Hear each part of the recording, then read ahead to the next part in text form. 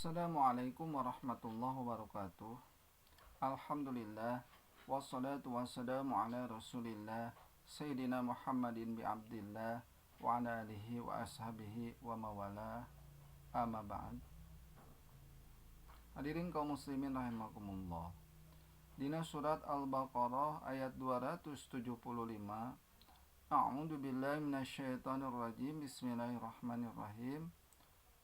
Alladzina yakuluna riba la yakumuna illa kama yakumuna alladzi yatakhabasu minal mas dalika bi anahum qalu innamal bai'u mislu riba wa ahallallahu al-bai'u wa harrama riba faman ja'ahu mau'izatun min rabbihim fantaha falahu masalab wa amruhu ilallah faman ada paulaika ashabunar hum fiha khalidun. Anu hartosna wallahu alam. Alladzina yakuluna riba jalma anu ngadahar harta riba la yakumuna moal bisa nangtung. Jadi jalma anu ngadahar harta riba teh moal bisa nangtung. Nangtung di mana? Ida bu'aisu min kuburihim dina nalika dihudangkeun di alam kubur. Manehanana teu bisa nangtung jejeg akibat loba ngadahar harta riba. Ila kama yakumunal ladzi yatakhabasu kajaba nangtungna teh seperti jalma anu kasurupan. Minal mas seperti jalma gelo.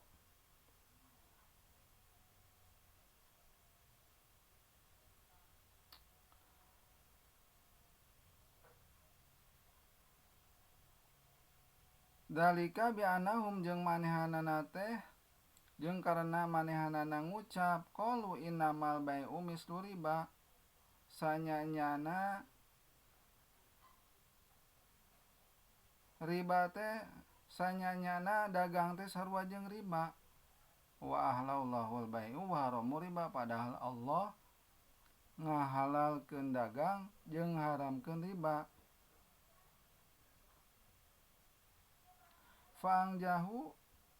Pamangjahu mau'izatu min rabbihim jeung saha jalma anu meunang tegoran min rabbihim ti pangeranana fantaha falahu masalab tuluy manehanana sadar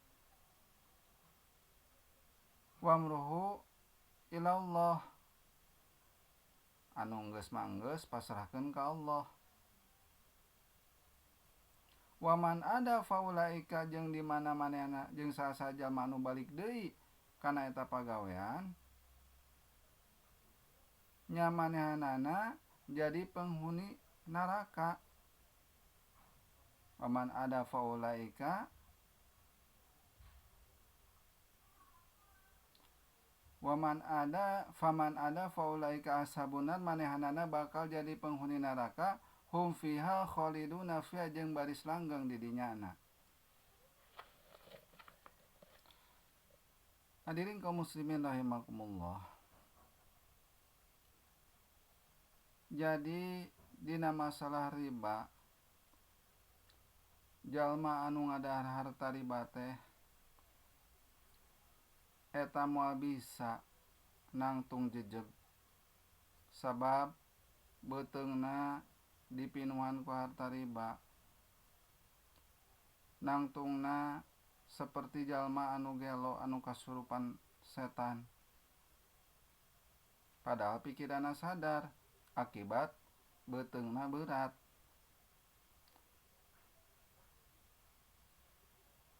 Jeung manehanana boga pikiran bahwasana dagang teh sarua jeung riba padahal mah dagang mah wa halallahu al-bai'u wa haramu riba dagang mah dihalalkeun ai riba mah diharamkeun.